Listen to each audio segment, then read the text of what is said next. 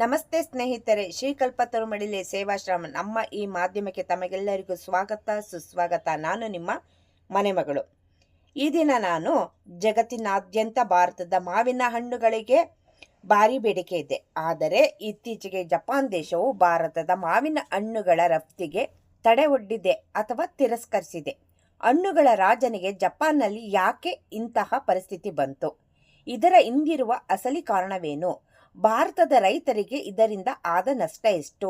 ಈ ಎಲ್ಲ ಆಘಾತಕಾರಿ ವಿಷಯಗಳನ್ನು ಇವತ್ತಿನ ವಿಡಿಯೋದಲ್ಲಿ ಸಂಪೂರ್ಣವಾಗಿ ತಿಳಿಯೋಣ. ವಿಡಿಯೋ ಕೊನೆಯವರೆಗೂ ಮಿಸ್ ಮಾಡ್ದಲೆ ನೋಡಿ ಅಂತ ಹೇಳುತ್ತಾ ಈ ವಿಡಿಯೋ ಆರಂಭಿಸುತ್ತಿದ್ದೇನೆ. ಜಪಾನ್ ದೇಶವು ಆಹಾರ ಸುರಕ್ಷತೆಗೆ ಅಂದರೆ ಫುಡ್ ಸೇಫ್ಟಿಗೆ ಅತಿ ಹೆಚ್ಚು ಆದ್ಯತೆ ನೀಡುತ್ತದೆ. ಭಾರತದಿಂದ ರಫ್ತಾಗುವ ಮಾವಿನ ಹಣ್ಣುಗಳಲ್ಲಿ ರಾಸಾಯನಿಕಗಳು ಮತ್ತು ಕೀಟನಾಶಕಗಳ ಕೆಮಿಕಲ್ಸ್ ಆ್ಯಂಡ್ ಪೆಸ್ಟಿಸೈಡ್ಸ್ ಪ್ರಮಾಣ ನಿಗದಿಗಿಂತ ಹೆಚ್ಚಿರುವುದು ಜಪಾನ್ನ ತಪಾಸಣೆಯಲ್ಲಿ ಕಂಡುಬಂದಿದೆ. ಇದು ಅವರ ಕಟ್ಟುನಿಟ್ಟಿನ ನಿಯಮಗಳಿಗೆ ವಿರುದ್ಧವಾಗಿದೆ. ಮಾವಿನ ಹಣ್ಣುಗಳಲ್ಲಿ ಕಂಡುಬರುವ ಫ್ರೂಟ್ ಫ್ಲೈ ಅಂದರೆ ಹಣ್ಣಿನ ನೊಣಗಳು ಜಪಾನ್ ದೇಶಕ್ಕೆ ಹರಡಬಾರದು ಎಂಬುದು ಅವರ ಆತಂಕ. ಇದಕ್ಕಾಗಿ ಹಣ್ಣುಗಳನ್ನು ವೇಪರ್ ಹೀಟ್ ಟ್ರೀಟ್ಮೆಂಟ್ ಒಳಪಡಿಸಬೇಕು. ಇದರಲ್ಲಿ ಸಣ್ಣ ಲೋಪದೋಷಗಳಾದರೂ ಜಪಾನ್ ಅದನ್ನು ತಿರಸ್ಕರಿಸುತ್ತದೆ.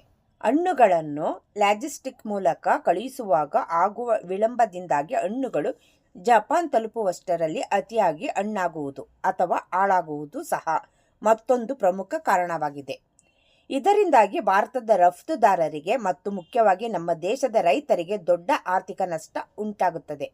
ಆದರೆ ಭಾರತ ಸರ್ಕಾರ ಮತ್ತು ಅಪೆಡಾ ಸಂಸ್ಥೆಗಳು ಈಗ ಜಪಾನ್ ನಿಯಮಗಳಿಗೆ ತಕ್ಕಂತೆ ಆರ್ಗ್ಯಾನಿಕ್ ಪದ್ಧತಿಯಲ್ಲಿ ಮಾವು ಬೆಳೆಯಲು ಮತ್ತು ಗುಣಮಟ್ಟದ ಪ್ಯಾಕೇಜಿಂಗ್ ಮಾಡಲು ರೈತರಿಗೆ ಜಾಗೃತಿ ಮೂಡಿಸುತ್ತಿವೆ. ಸ್ನೇಹಿತರೆ, ನಮ್ಮ ದೇಶದ ಮಾವಿನ ಹಣ್ಣಿನ ಗುಣಮಟ್ಟ ವಿಶ್ವದಲ್ಲೇ ಬೆಸ್ಟ್. ಆದರೆ ಜಾಗತಿಕ ಮಾರುಕಟ್ಟೆಗೆ ತಕ್ಕಂತೆ ನಾವು ಬದಲಾಗಬೇಕಿದೆ. ಈ ಬಗ್ಗೆ ನಿಮ್ಮ ಅಭಿಪ್ರಾಯವೇನು? ಕಮೆಂಟ್ ಮಾಡಿ ತಿಳಿಸಿ. ವಿಡಿಯೋ ಇಷ್ಟವಾದರೆ ಲೈಕ್ ಮಾಡಿ, ಶೇರ್ ಮಾಡಿ ಮತ್ತು ನಮ್ಮ ಚಾನೆಲ್ಗೆ ಸಬ್ಸ್ಕ್ರೈಬ್ ಆಗೋದನ್ನು ಮರೆಯಬೇಡಿ. ಧನ್ಯವಾದಗಳು.